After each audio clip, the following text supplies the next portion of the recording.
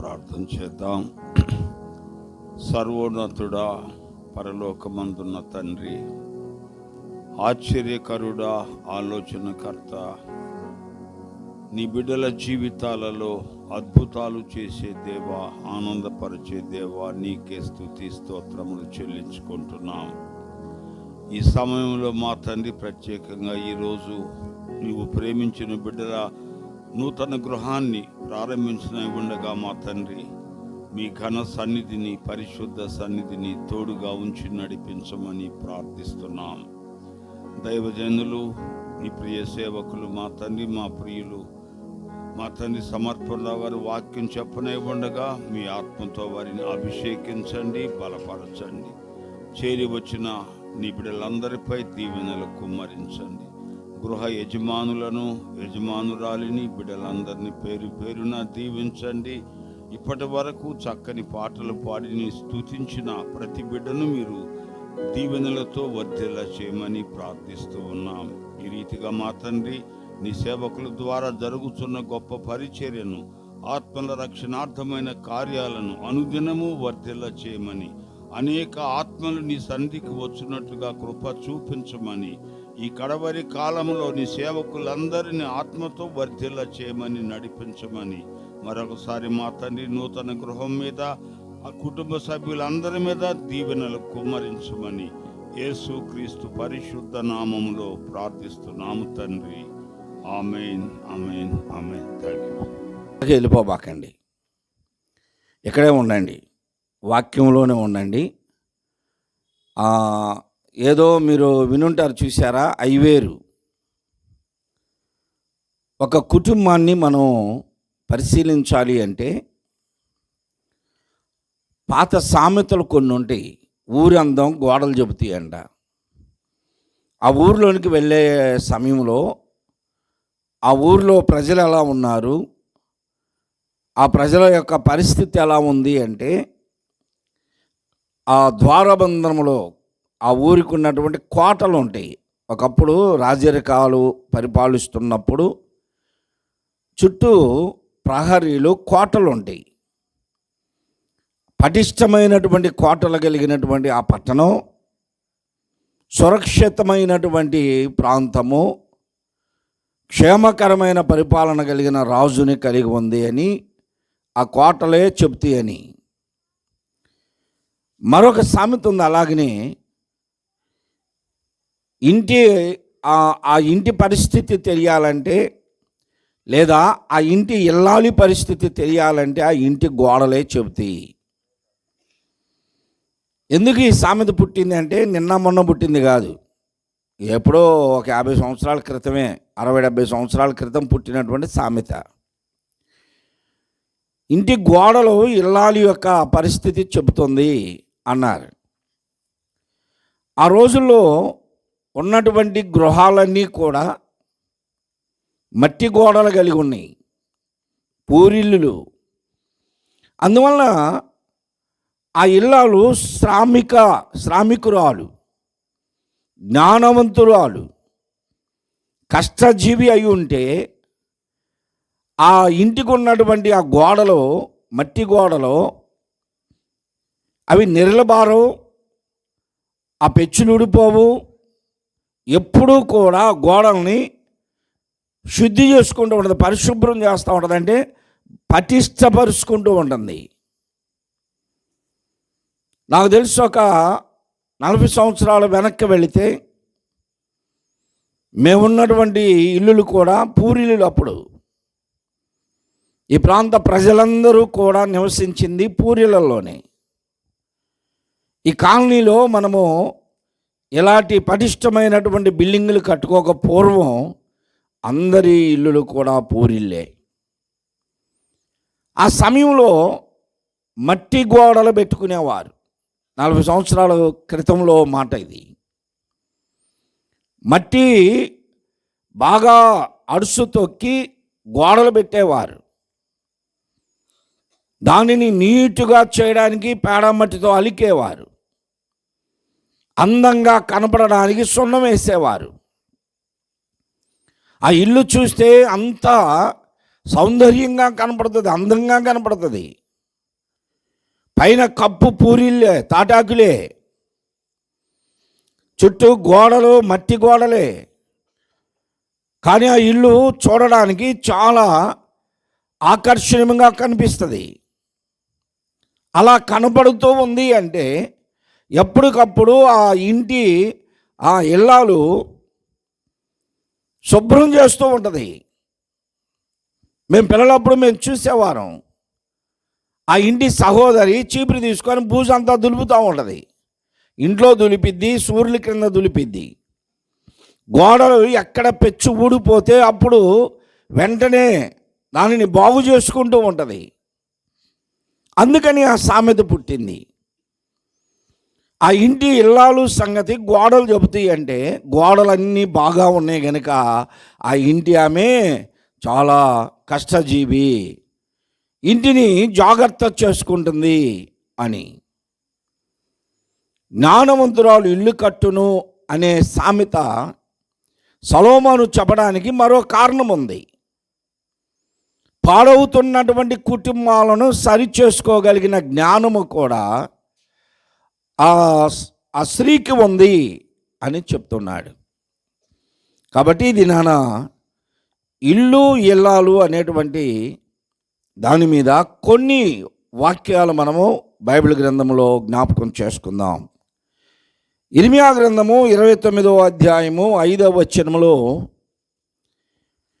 ప్రవక్త అయినటువంటి ఇర్మియా గారి ద్వారా తెలియచేస్తున్నటువంటి మాట ఏమిటంటే, ఇండ్లు కట్టించుకొనుడి, వాటిలో నివసించుడి.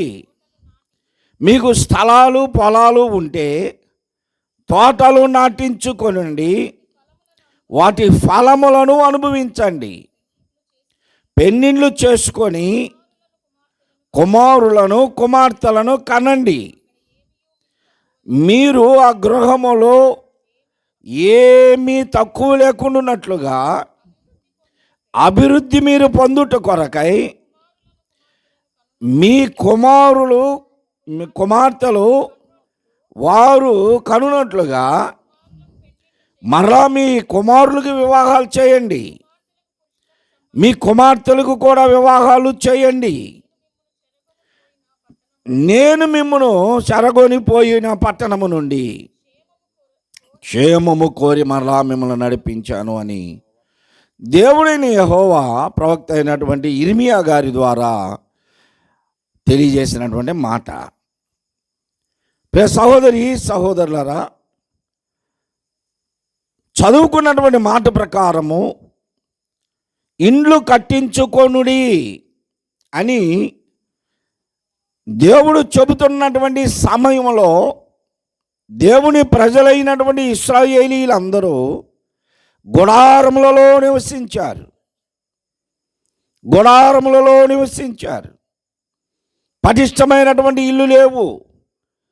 శత్రువులు యుద్ధములకు వచ్చినప్పుడు వీరి గుడారములు పడవేస్తున్నారు. అందువలన దేవుడు ప్రవక్త ఇర్మియా గారి ద్వారా స్వాస్థ్యముగా ఇచ్చినటువంటి భూమిలో బలమైనటువంటి ఇల్లు కట్టించుకొనుడి అని చెప్తున్నాడు.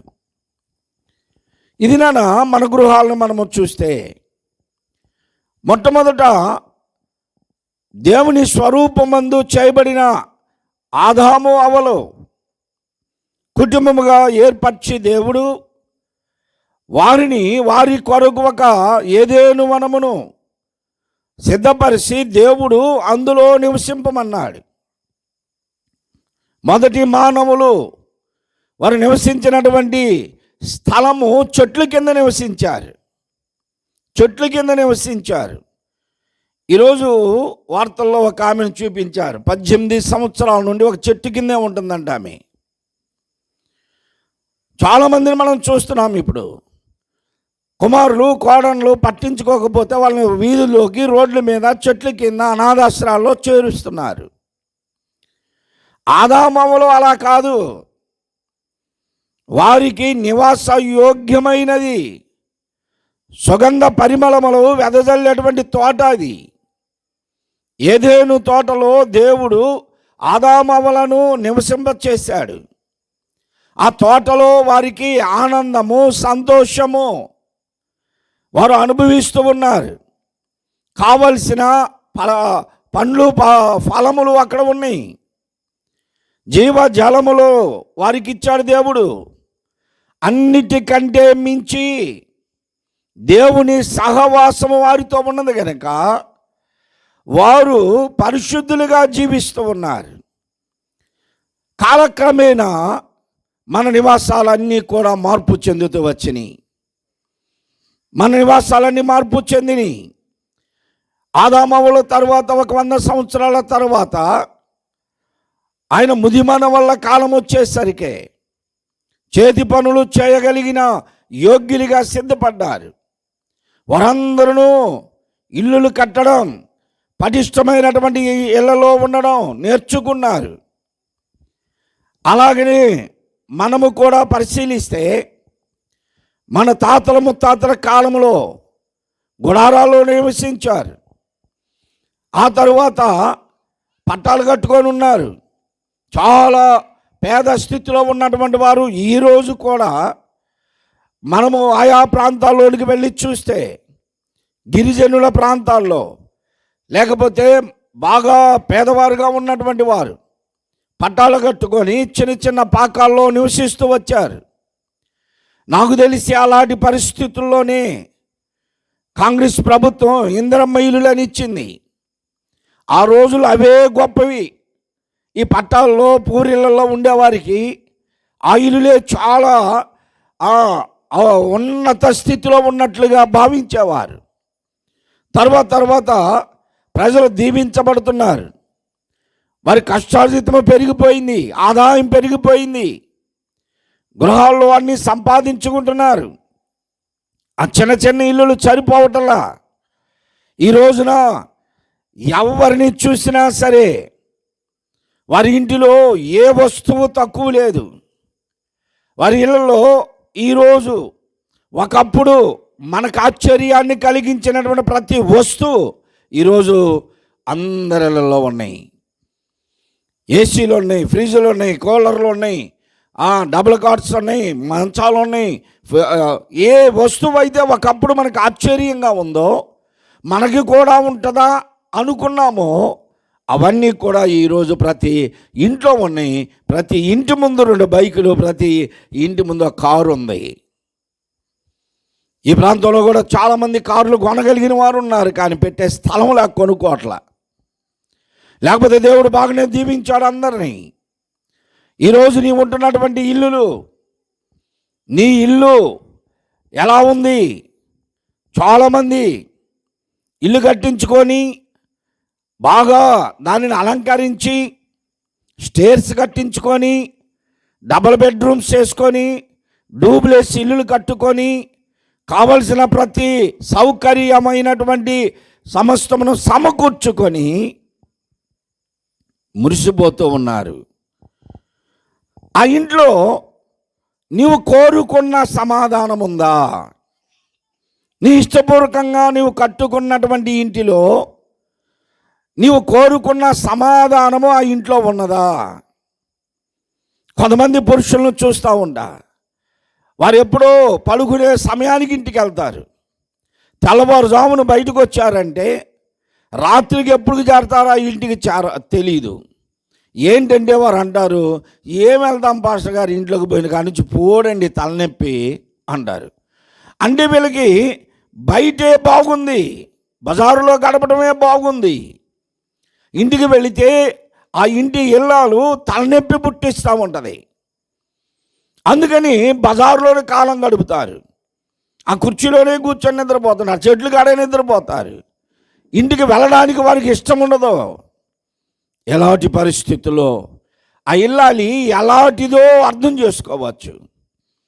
మరి కొంతమంది ఉంటారు, ఆ ఇంటి అమ్మాయి చాలా మంచిది, సాత్వికురాలు అయినా సరే వీళ్ళకి ఇంట్లో కాలు నిలవదు. ఎవరు ఎలాంటి వాళ్ళు? తిరుగుడు నేర్చుకున్న వాళ్ళు, వీధుల్లో బజార్లో ఎప్పుడు అక్కడే వాళ్ళ పరిస్థితి. కాబట్టి వాళ్ళకి ఇంట్లో ప్రశాంతత ఉండదు. పైగా మరలా ఆ మిగతా వాళ్ళని కూడా అంటారు, ఏముంటారు పొద్దుగూకులు ఇంట్లో అంటారంటే వీళ్ళు తిరిగినట్టే ఊరిలో తిరగాలని. ఎలాంటి వాళ్ళు కూడా ఉంటారు. ఎప్పుడు ఆ కుటుంబ యజమానికి తలనొప్పి కలిగించేటువంటి స్త్రీలు ఆ కుటుంబంలో ఉంటే, ఆ ఇల్లాలు ఆ ఇంట్లో ఉంటే, ఆ ఇంట్లో సమాధానం ఉంటుందా? ఉండదు. ఆ ఇంటి యజమానుడు ఎప్పుడూ కూడా ఇంట్లో ఉండడు. కొన్ని సందర్భాల్లో ఆ ఇంటి యజమాని చాలా నెమ్మదస్తుడు, చాలా ప్రశాంతగా కలిగినటువంటి వాడు. ఎప్పుడు ఇంట్లోనే ఉంటాడండి. ఏంది ఎప్పుడు ఇంట్లోనే ఉంటావు, బయటకు పోవా, వెళ్ళవా, నువ్వు పనికి వెళ్ళవా, అది బయటికి వెళ్ళవా అని తరుగుతూ ఉంటారు. ఎందుకు అంటే వీళ్ళ కార్యాలకి అడ్డం, ఫోన్లు మాట్లాడుకోవడానికి, వాటికి వీటికి ఎల్లు అని బయటికి తరుగుతారు. అందుకే ఇల్లు ఇల్లాలు అని చెప్తున్నా నేను. ఇల్లాలు ఎలా ఉంది? ఆ ఇంట్లో సమాధానముగా కలిగిస్తుందా? ఆ ఇంటికి పేరు ప్రఖ్యాతులు తెచ్చేటువంటి ఇంటినిగా ఉంచుతుందా? జ్ఞానవంతురాలు ఇల్లు కట్టును, భర్త కొరకే ప్రయాసపడిద్ది జ్ఞానవంతురాలు. ఆ కుటుంబం కొరకు దివారాత్రులు ప్రయాసపడిద్ది. సొలొమోను చెబుతున్నాడు ఎలా ఉండాలి అని. ఇప్పుడు దేవుడు అంటున్నాడు, ఇల్లు కట్టించుకొనుడి, అందులో నివసించండి. ఎందుకు ప్రత్యేకంగా చెబుతున్నాడు దేవుడు? చాలామంది ఇల్లులు కట్టించుకొని ఆ ఇల్లు బాకీ తీరిందాక మనం అద్దెలుకుందాం, ఇల్లు అద్దెకిచ్చుకుందాం అనుకుంటారు. ఇల్లు కట్టించుకొని అద్దెలకి ఇచ్చుకొని నువ్వు బయట ఉండి అదే బ్రతికితే బాగాదు. ఇల్లు నీ ఇష్ట ప్రకారం కట్టించుకున్నావు కనుక ఆ ఇంట్లో నీవు సంతోషంగా జీవించు. ఇప్పుడు చాలామంది ఇల్లు కట్టుకుంటున్నారు.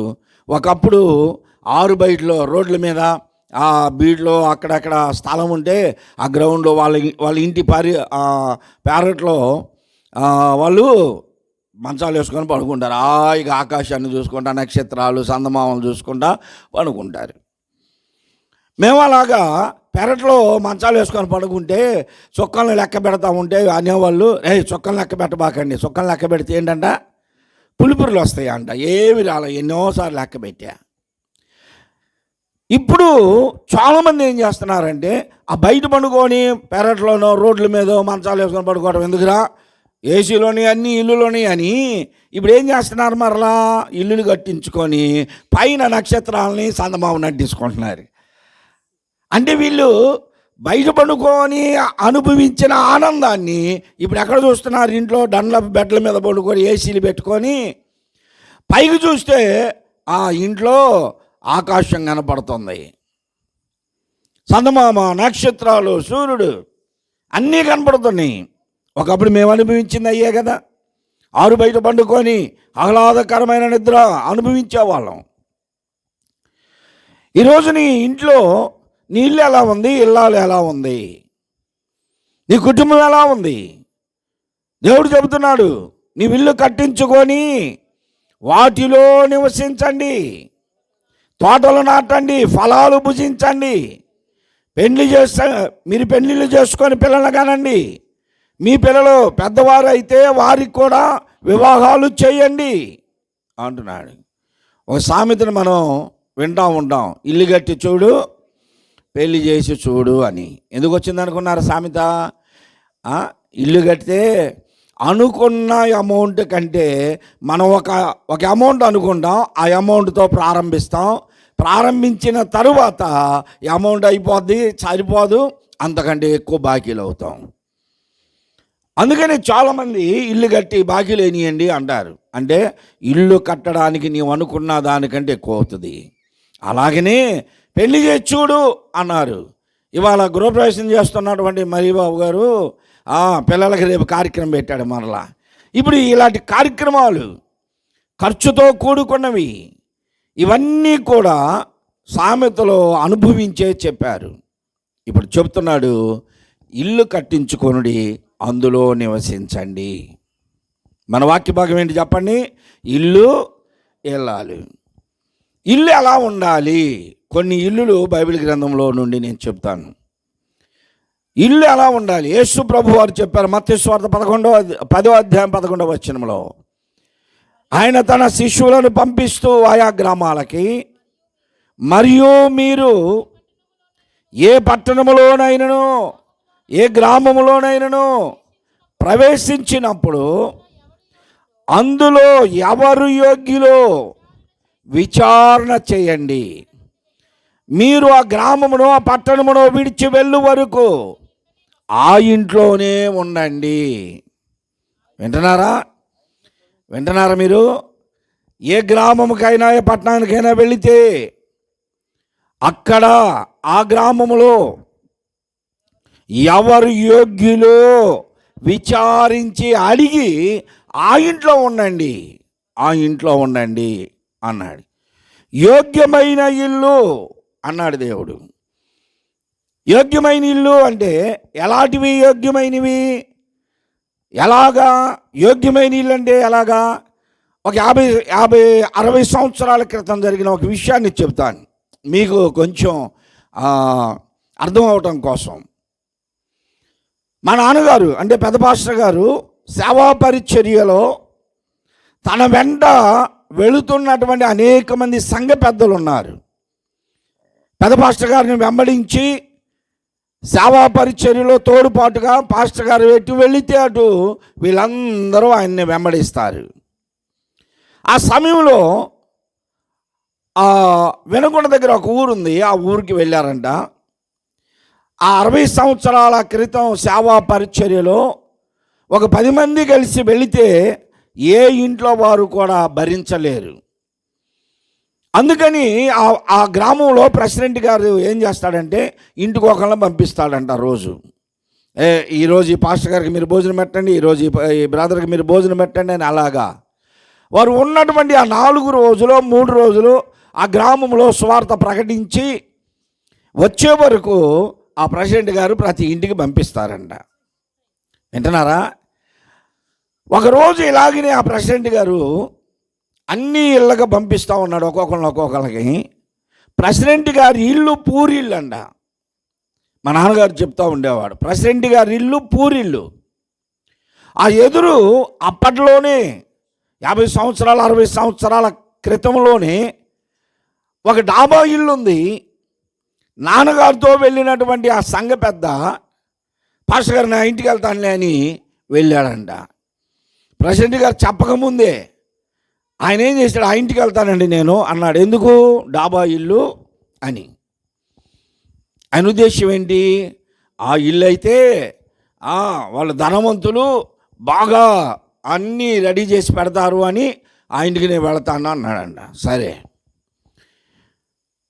ఈ ప్రెసిడెంట్ గారు నాన్నే పాస్టర్ గారు మీరు ఇక్కడే ఉండండి, నా ఇంట్లోనే భోంచేద్దురు అన్నాడండి. అలా భోజనానికి కూర్చున్నారు, అందరం పంపించేసి. పెద్ద పాస్టర్ గారు భోజనం చేస్తూనే ఉన్నాడు. ఆ డాబా ఇంటికి వెళ్ళినటువంటి సంఘ పెద్ద అప్పుడే భోజనం ముగించుకొని వచ్చి వాకిలికి ఎదురుగా మంచం ఉంటే నలక మంచం, దాని మీద కూర్చున్నాడంట. పాస్టర్ గారికి అర్థమైపోయింది మా నాన్నగారికి, అరే వీడికి ఏదో నచ్చలేదు అక్కడ వీడికి పరిస్థితులు అనుకూలించాలి, అందుకే అమ్మనే వచ్చేసాడు అని. అయిపోయిన తర్వాత ఇక నాన్నగారు అడిగాడంట, రే ఏంటి ఏం పెట్టారు అక్కడ, ఏం తిన్నావు అంటే, ఏం పెట్టారు, పచ్చిమిరకాయ టమాటా పచ్చడి పెట్టారు అన్నాడంట. అంటే ఈయన దృష్టి ఏంటి, డాబా కాబట్టి బాగా వండి పెడతారులే అని.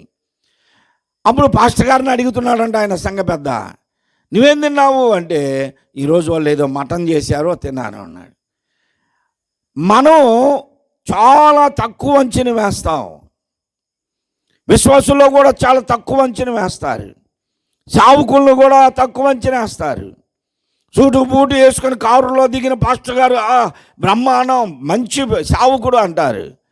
మాలాగా సైకిల్ మీద నడుచుకుంటూ వస్తే ఈ పాస్టర్ గారికి అసలు దేవుని దీవెనే లేదండి, దేవుడు ఏం ఆశీర్వదించాల వీళ్ళని అంటారు, తక్కువ అంచనా వేస్తారు. మనం ఎవరిని కూడా తక్కువ అంచనా వేయొద్దు. తోటి విశ్వాసులను కానీ కుటుంబీకులను కానీ దేవుడు నిన్ను ఆశీర్వదించిన కొలదని చేతనైతే ఇతరులని సహాయపడు, ఆ ఇతరులని ఆదుకోవాలి అంతే. యేసు ప్రభు చెప్తున్నాడు, యోగ్యమైన ఇల్లు ఏ ఇల్లు విచారించి ఆ ఇంట్లోకి ప్రవేశించు అన్నాడు. యోగ్యమైన ఇల్లు అంటే ఏది చెప్పండి? యోగ్యమైన ఇల్లు, యోగ్యమైన ఇల్లు అంటే ఏది? దేవుని స్తోత్రం చెప్పండి. ఒక ఇంట్లో అత్తా కోడలు ఉన్నారు, ఏ ఇంట్లోనైనా ఉంటారులేండి, నేను చెప్పే ఇంట్లో సంగతి, మీ ఇళ్ళల్లో సంగతి కదా నేను చెబుతుంది. ఆ అత్తా కోడల్లో మధ్యాహ్నం పూట అంటే రోజు ఉంటుంది వాళ్ళ ఇంట్లో, ఆ మధ్యాహ్నం పూట ఇద్దరు గొడవాడుకుంటున్నారు, తగాదాడుకుంటున్నారు, బాగా తగాదాడుకుంటున్నారు. మధ్యాహ్నం భోజనం వేళ అయింది. ఎవరో ఒక అతను భిక్షం అడుక్కుంటూ, అమ్మా మాదాకోలం అమ్మ, కొంచెం అన్నం ఉంటే పెట్టండి అనుకుంటూ వస్తే ఆమె కాసేపు అటు నిలబడి తిట్టిద్ది, ఇటు తిరిగిద్ది, ఏమాట వెళ్ళిద్ది, ఏదో డ్రామాలో పోర్షన్లో కానీ డ్రామాలో మైకిల్ కాడికి తిరిగినట్టు అలా తిరుగుతా తిట్టుకుంటుంది. ఆ గదిలోకి పోయి అటు పోద్ది, ఇటు వచ్చిద్ది. ఈ లోపల కోడలు వాకిటి దగ్గరికి వచ్చేసరికి ఆయన అన్నాడు, అమ్మ కొంచెం అన్నం ఉంటే పెట్టండి అమ్మా, భిక్ష ఉంటే పెట్టండి అంటే, ఏమన్నదయా, ఏమి లేదు పో, మా గొడవలు మాకే జరిపోయిన పో అన్న. ఈ లోపల అవతల గదిలో నుంచి అత్త బయటకు వస్తా, ఇప్పుడు ఏమంటుంది, ఎవరు వచ్చింది అంటే, ఆవిడ వచ్చి భిక్షం అడిగాడు అంటే గబగబ బయటకు వచ్చి పెట్టుకొని బాయ్ రా అన్నది. ఆడనుకున్నాడు పుణ్యాత్మురాలు, ఆ కోడలు తరిమింది, ఏం అత్తగా వాళ్ళ మంచిది పిలుస్తుంది అనుకుని గబగబ వెళ్ళి అమ్మ అంటే ఏమన్నది, అదేమన్నది అంటే భిక్షం లేదు ఏమి లేదు బాగుంటుంది అంటే, అదేవుతా అసలు అంటానికి. ఇంటి యజమానురాలని నేను, అత్తను నేను, పెత్తనం నాది, ఏదైనా చెబితే నేను చెప్పాలా, అదేవుది చెప్పేది, ఇప్పుడు చెబుతున్నా నేను ఏమి లేదు పో అన్నది. అంటే ఏంటి, ఆ ఇంట్లో ఎప్పుడు సమాధానం ఉండదు. ఇల్లు బాగానే ఉంది, బాగానే కట్టుకున్నారు, బాగానే ఉంటుంది. ఇంట్లో యజమానుడు ఆ ఇంటి వాళ్ళకు తలనొప్పి కలిగిస్తూ ఉంటాడు. ఈ మనిషి పనికిపోతే బాగుంది, మనిషి ఇంట్లో ఉన్నాడంటే తలనొప్పి అయ్యా. ఎంతమంది చెప్పేవాళ్ళు ఉన్నారు తెలుసా, పాస్టర్ గారు అసలు ఇంట్లో ఉంటే విసిగిస్తాడండి, గొనుగుతూ ఉంటాడండి. కొంతమంది మంది వేసుకొని వచ్చారంటే ఉంటుంది, చెలువుల నిండా జొల్లు గారుస్తుంటారు, కళ్ళ నిండా పూసి ఇసుకిస్తూ ఉంటారు, వాళ్ళని నిద్రపోనీరు, వీళ్ళు నిద్రపోడు, ఆఖరికి తెక్కరేగి వండిని పడేస్తూ ఉంటాడు. ఆ ఇల్లు యోగ్యమైందా? కాదు. కొంతమంది పురుషులు బాగుంటేనేమో స్త్రీలు విసిగిస్తూ ఉంటారు. ఇప్పుడు దాకా ఎందుకు వచ్చావు, 5 గంటలకు పని అయిపోద్దుగా, 7 గంటల దాకా ఎక్కడెక్కడ తిరిగావు, ఎక్కడికి పోయావు, ఏం చేసావు, ఇలాగా. ఆ గృహము యోగ్యమైనది ఉండాలి, గృహము యోగ్యమైనదిగా ఉండాలి. యేసు ప్రభు వారి యొక్క జన్మస్థలము పేరు ఏంటి చెప్పండి? యేసు ప్రభు వారి జన్మస్థలము బెత్లెహేము. బెత్లెహేము అంటే రొట్టెల ఇల్లు అని అర్థం. అంటే ఆ గ్రామంలో సత్రం ఉంటుంది, ఆ సత్రంలో ఎప్పుడు కూడా అన్నదానం జరుగుతూ ఉంటుంది. బెత్లెహేము అంటే రొట్టెల ఇల్లు. మన ఆంధ్రప్రదేశ్లో ఒక ఇల్లు ఉంది తెలుసా, ఒక ఊరి పేరు ఉంది రొట్టెల ఇల్లు అని. అన్నవరం అంటారు, అంటే అన్నాన్ని దానం చేసేది అన్నవరం. పూర్తి తెలుగులో బెత్లెహేము అంటే అన్నవరం. బెత్లెహేము సమృద్ధి కలిగినటువంటిది. ఎలా కొన్ని బైబిల్ గ్రంథంలో మనం చూస్తే బెత్పగే బేతనియా అనేటువంటి ఊరు మనకు తెలుసు. యేసు ప్రభు వారు గాడిద మీద ఊరేగడానికి బేతనియా నుండి బయలుదేరి బెత్పగేకి వచ్చాడు. బెత్పగే అనగా అంజూరుప ఇల్లు. బెత్పగే అంటే అర్థం అంజూరుప ఇల్లు, అంజూరుప ఇల్లు. అదేమో బెత్లెహేము అంటే రొట్టెల ఇల్లు. బెత్పగే అంటే అంజూరుప ఇల్లు. బేతేలు అని యాకోబు గారు సందర్భంలో మనం చూస్తాం. దర్శనములు పొంది దేవుని దూతలు ఎక్కుట దిగుట చూసిన స్థలము. బేతేలు అంటే దేవుని ఇల్లు. ఇవన్నీ మనకి రెఫరెన్స్లు ఉన్నాయి. బెత్లెహేము అంటే రొట్టెల ఇల్లు, బెత్పగే అంటే అంజూరుప ఇల్లు, బేతేలు అంటే దేవుని ఇల్లు. బేతావేను అనేటువంటి ఒక ఇల్లు ఉంది. బేతావేను అంటే శూన్యపు ఇల్లు. ఆ ఇంట్లో రొట్టెలు ఉండవు, అంజూరుపు ఇల్లు కాదు అది, రొట్టెల ఇల్లు కాదు, దేవుని ఇల్లు కాదు, అది దేవుని నివాసం ఉండేది కాదు. శూన్యము, శూన్యపు ఇల్లు అని అర్థం. బేతావేను అంటే శూన్యపు ఇల్లు. యెహోషువ గ్రంథంలో మనం చదువుతాం అన్నమాట. బేతావేనులాగా నీ ఇల్లు ఉండకూడదు. నీ ఇల్లు ఎలా ఉండాలి? కీర్తనకారుడు చెప్పాడు 118:15 అంటాడు, నీతిమంతుల గుడారములో రక్షణను గూర్చిన స్వనాదము వినపడాలి. రక్షించబడిన ఏ విశ్వాసి ఇంట్లోనైనా సరే సీరియల్ పాటలు వినపడుతూ ఉంటాయి. అవి కాదు వినపడాల్సింది, దేవుని గూర్చినటువంటి పాటలు. మాకు ఒక ఇల్లు తెలుసు, ఆ ఇంట్లో తెల్లవారుజామునేమో అన్నీ యేసయ్య గారి పాటలు వస్తాయి. మధ్యాహ్నం 11 అయిందంటే పవన్ కళ్యాణ్ పాటలు వస్తాయి. 2 గంటలకు కొడుకు వస్తాడు, కొడుకు వస్తే కొడుకేమో జూనియర్ ఎన్టీఆర్ పార్టీ, అతను వచ్చి ఆ జూనియర్ ఎన్టీఆర్ పాటలు పెట్టుకుంటాడు. పిల్లలకేమో ఇంకొక ఆయన ఇష్టం, ఆయన పాటలు పెడతారు. మరలా తక్కువ పెట్టరండి, ఆ ఇంటి పిల్లోడు బయట రోడ్డు మీద బండి కడుగుతూ ఉంటాడు ట్యూబ్ పెట్టి. ఈ బండి కడిగే వాడికి వినపడేటట్లుగా లోపల టీవీలో నుంచి ఎడకి వినపడాల. ఆ ఇంటి ఆమెమో రోడ్డు మీద అడ్డులు తోముతూ ఉంటే సీరియల్ పాటలు వినపడాలి ఆమెకి. ఎలా ఉంటాయి? శూన్యపు ఇల్లు ఇది, శూన్యం. ఏం శూన్యం? దేవుడు లేని శూన్యపు ఇల్లు అది. రొట్టెలిల్లు కాదు, బెత్లెహేములాగా బేతేలులాగా దేవుని నివాసం లేదు ఆ ఇంటిలో. అలాగనే బేతావేనులాగా శూన్యపు ఇల్లుగా ఉంటుంది, అంజూరు పిల్లు కాదు. ఇంకా కొన్ని ఇల్లులు ఉన్నాయి చూడండి. బెత్తాపూయ అనేటువంటి ఇల్లు ఒకటి ఉంది, యెహోషువ గ్రంథంలో 15వ అధ్యాయం మనం చదివితే. బెత్తాపూయ అంటే రేగి పండ్లు ఇల్లు. రేగి పండ్లు అంటే రేగి చెట్లు కంపలాగుంటుంది. కొంతమంది గొడవాడుకుంటూ అబ్బా పెద్ద కంపయ్య అంటారంటే ఏ కంప? రేగి కంప. రేగి కంప లాంటి వాళ్ళు ఉంటారు, ఎప్పుడు సమాధానం ఉంచరు.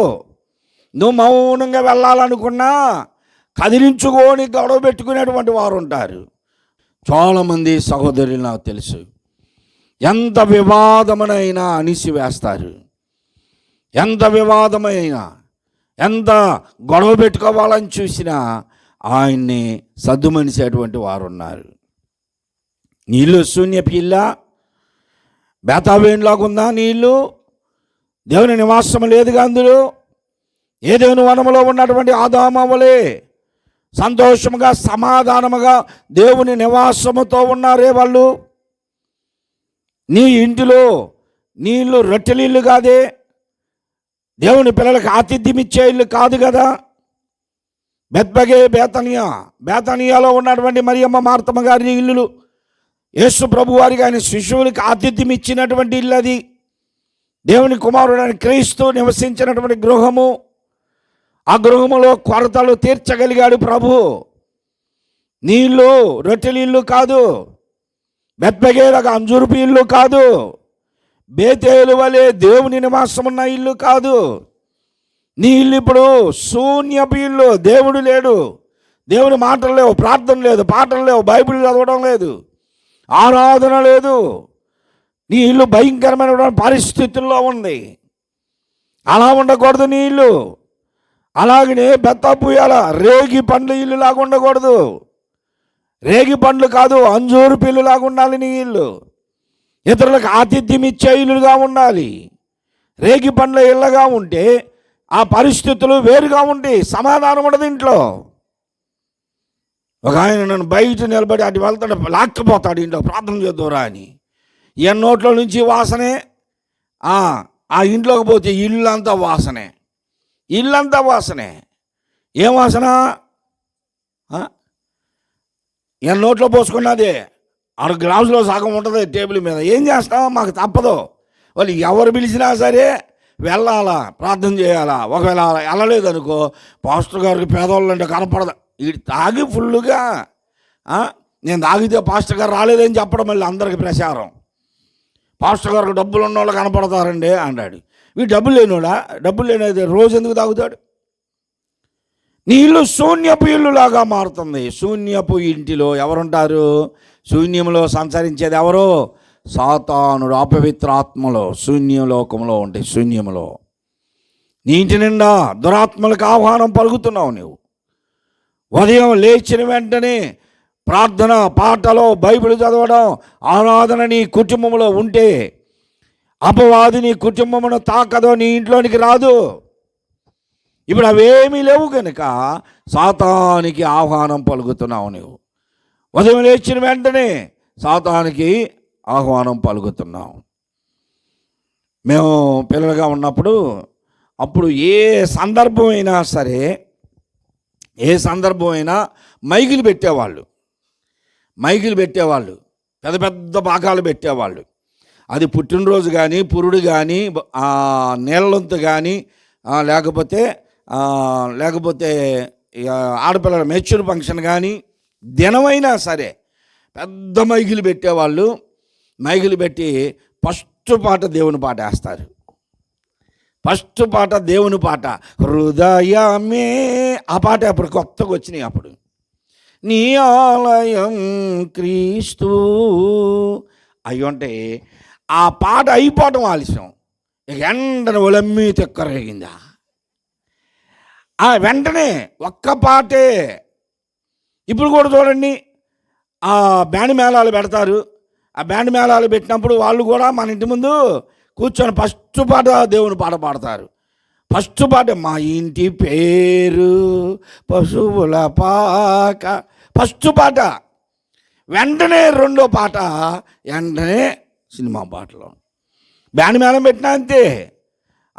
లేకపోతే ఈ తప్పిళ్ళు వస్తారు, వాళ్ళు కూడా ఎవరైనా పాటలు పాడటానికి ఎవరిని పిలిచినా సరే ఫస్ట్ పాటే దేవుని పాట. ఇక తర్వాత అంతా నీ జీవితం అంతా అది కూడా దేని కొరకు? ఇతరుల కోసం. నీ ఇల్లు రొట్టెల ఇల్లుగా అన్నా ఉండాలి, అంజూరు పిల్లుగా అన్నా ఉండాలి, నీ ఇల్లు బెత్లెహేములాగా ఉండాలి, లేకపోతే బేతేలులాగా ఉండాలి, లేకపోతే నీ ఇల్లు బెత్పగేలాగా ఉండాలి. అంజూరు పిల్లు, రొట్టెల ఇల్లు దేవుని నివాసంగా ఉండే ఇల్లులాగా ఉండాలి. అంతేగాని బేతావేలాగా శూన్యముగా ఉండకూడదు. తర్వాత ఎలా ఉండకూడదు? రేగి పండు ఇల్లులాగా కూడా ఉండకూడదు, బేత పుయ్యలాగా. మరొక ఇల్లు చూద్దాం. యెహోషువ గ్రంథంలోనే 15వ అధ్యాయంలో బెత్షూరు అనేటువంటి ఒక ఇల్లు ఉంది. ఆ ఇల్లు బండ్ల ఇల్లు,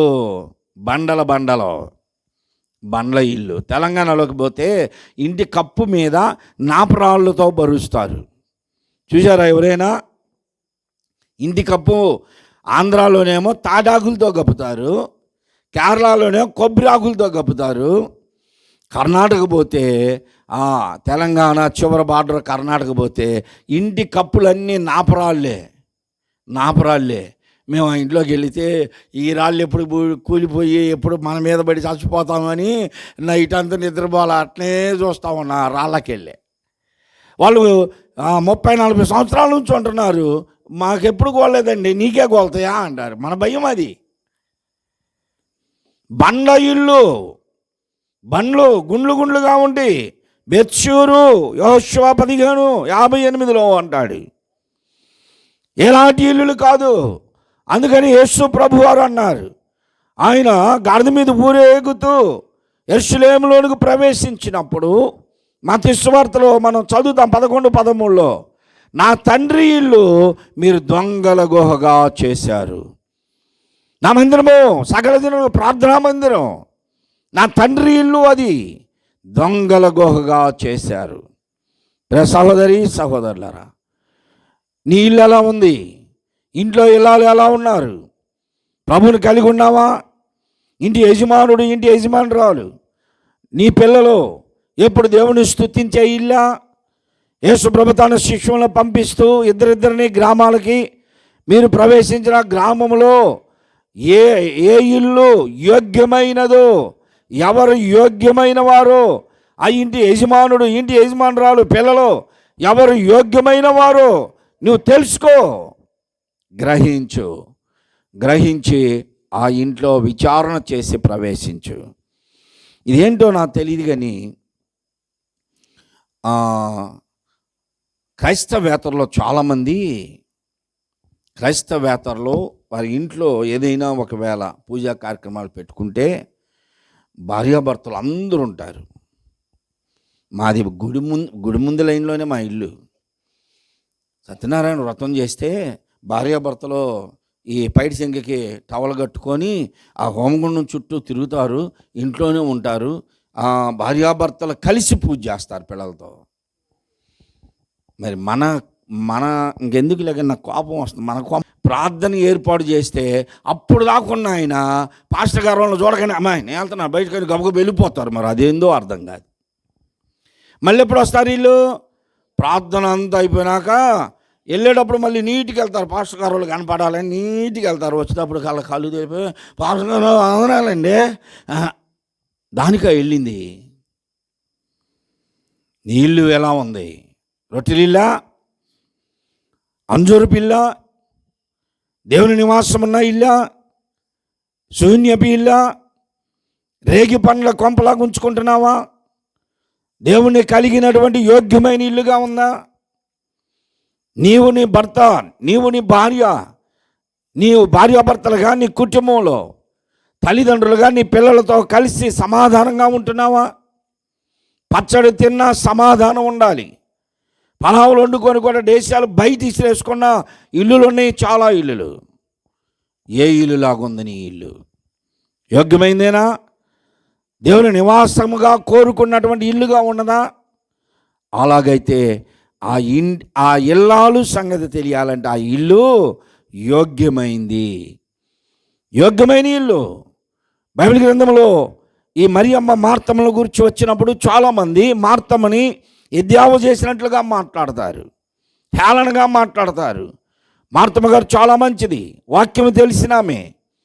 యేసు ప్రభువుకి తన శిష్యువులకి అనుదినము వారు అక్కడికి వచ్చినప్పుడల్లా శ్రద్ధతో, భక్తితో, ఆ బాధ్యతతో ఆమె ఉపచారం చేసేది, ఆతిథ్యం ఇచ్చేది, అంతమందికి ఆతిథ్యం ఇచ్చేది. ఇప్పుడు సావుకులుగా ఏ ఇంటికి వెళ్ళినా వాళ్ళు వండి పెట్టలేదు అనుకోండి, వీళ్ళు ఏమనుకుంటారు? అసలు ఏమనుకుంటారు? సావుకులే ఎక్కడికన్నా మీటింగ్కి వెళితే అక్కడ ఏం పెట్టలేదు అనుకో, ఇవి లేదనుకో, ఏమనుకుంటారు? మరి ఇప్పుడు మార్తమ్మ యేసు ప్రభు వారికి ఆయన శిశువులకి ప్రయాసపడి కష్టపడి ఆమె భక్తితో శ్రద్ధతో అన్నీ సిద్ధపరుస్తూ ఉన్నది. ఆతిథ్యం ఇచ్చే ఇల్లు. అందుకని ఆ కుటుంబంలో కొరతలు తీర్చాడు దేవుడు.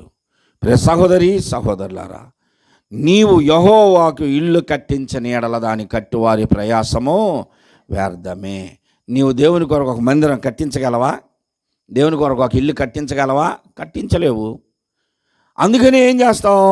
ఆ ఈశాన్య మూలంలో దేవుడు ఉండాలి కాబట్టి ఆడ చిన్నది 2 తలుపులు పెట్టి దానికి ఏం చేస్తారు? ఆ సిమెంట్తో పోసి గూళ్ళగా చేసి ఈ దేవుని మందిరం అండి అని పెడతావు. పెట్టి ఏం చేస్తావు? దేవుడు బొమ్మ పెట్టి యేసుప్రభు బొమ్మ పెట్టింది ఉంటుంది, లేదా సిలివేసిందో ఉందనుకో, ఆ గూట్లో పెడతావు. మళ్ళీ నిన్ను చూడకూడదని యేసుప్రభు నువ్వు చేసే పనులన్నీ, నీ దొంగ మాటలన్నీ, అలవాట్లన్నీ చూడకూడదని మళ్ళీ ఏం చేస్తావు? దానికి కట్నం ఒకటి వేసేస్తావు. నువ్వు వెళ్ళినప్పుడే దేవుడు నిన్ను చూడాలా.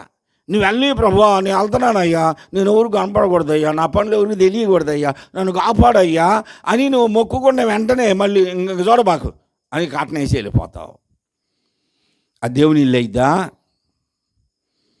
అది కాదు అసలైంది.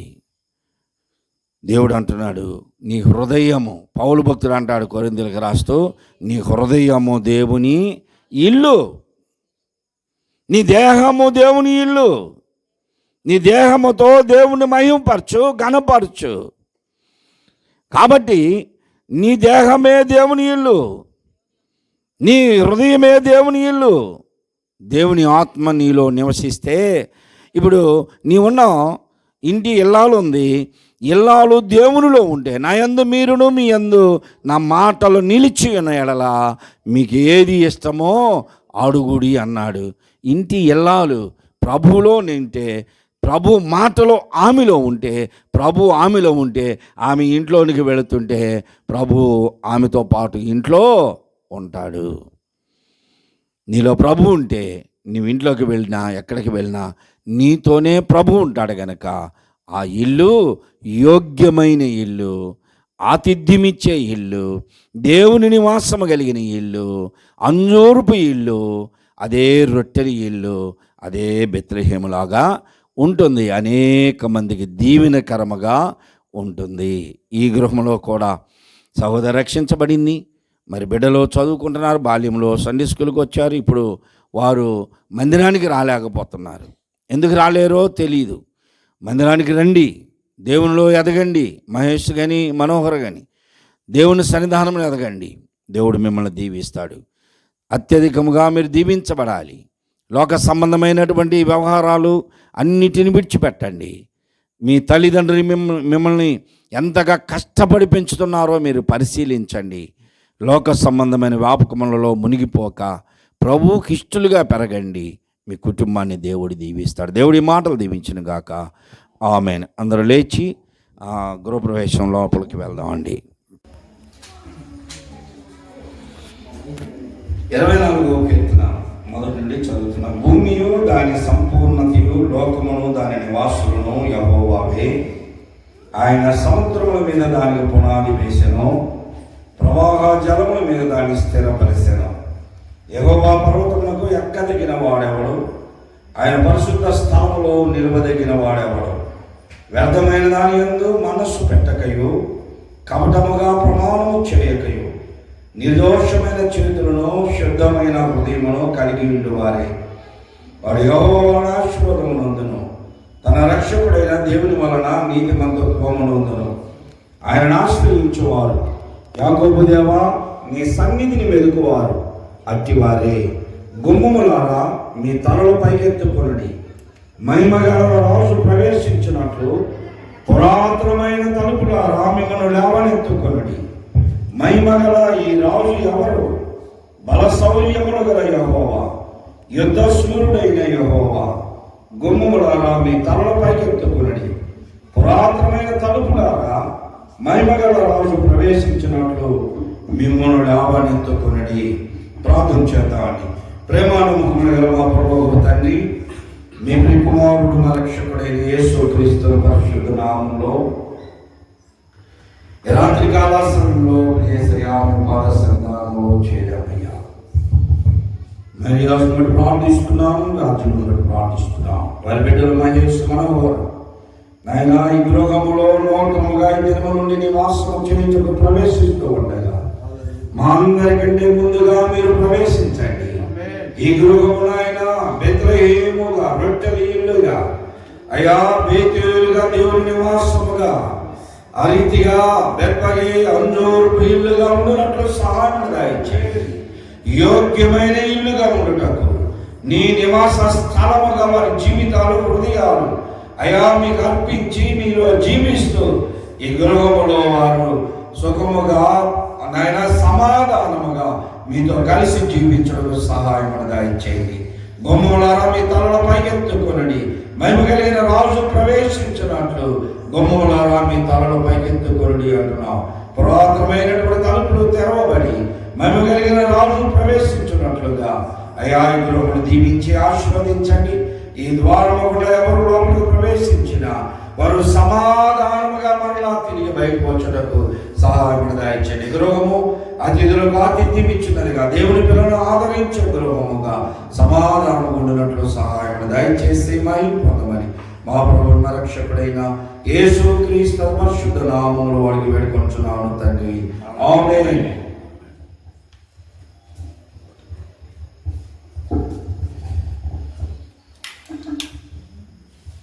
తండ్రి యొక్కయో కుమారుని యొక్కయో పరిశుద్ధాత్మ యొక్క నామంలో పరిశుద్ధపరచున. తండ్రి యొక్కయో కుమారుని యొక్కయో పరిశుద్ధాత్మ నామంలో ఈ గృహమును ప్రతిష్ఠ చేయుచున్నాం. ఆమేన్. రండియో చాయించి పాడుదాము రక్షణ దూతము మన ప్రభువే. రండి కృతజ్ఞత స్తోత్రముతో రాజు సన్నిధికి గోదాము. సత్ప్రభు నామము కీర్తన సంతోషగానము చేయుదాము. రండియో చాయించి పాడుదాము రక్షణ దూతము మన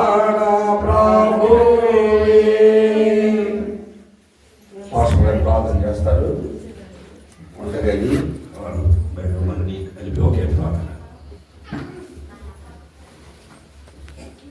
ప్రేమ నమ్మకముల మా ప్రియ యెహోవా ఇల్లు కట్టించిన ఎడల దాని కట్టువారు ప్రయాసం వ్యర్థమే అన్నావు కనుక శరీరకమైన ఇల్లు కట్టుకోవడానికి కూడా ఎంతో కృప అవసరం నాయన, నీ దీవెన అవసరం, అయా నీ ఆశీర్వాదం అవసరం కనుక తండ్రి వారికి నీ కృపనిచ్చావు, ఆశీర్వదించావు, దీవించావు. ఈ గృహ నిర్మాణం ఇంత చక్కగా కట్టుకోవడానికి ప్రతిదీ మీరు సమకూర్చి దినాన్ని ఆనందంగా గృహంలో ప్రవేశించడానికి మీరు ఇచ్చిన కృపను బట్టి ఉన్నాము.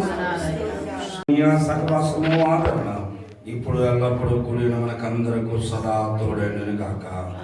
ఆమేన్.